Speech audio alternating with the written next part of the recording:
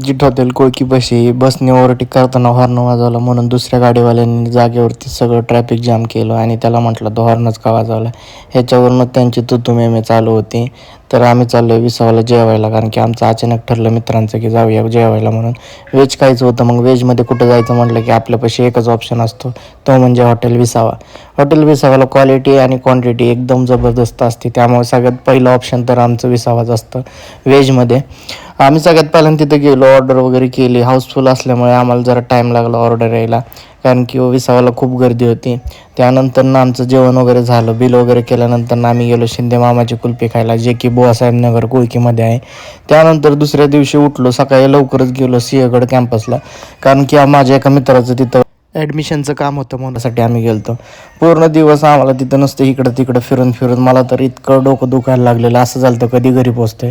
माघारी घरी येताना वीर डॅमपाशी थांबलो, तिथं टाईमपास केला, तरी पण मी गाडीमध्ये पेंगतच. असा एक दिवस तरी असतो की तुम्हाला पूर्णपणे आराम करायचा असतो, झोपायचं असतं, पण तुम्हाला त्यासाठी टाईमच नसतो.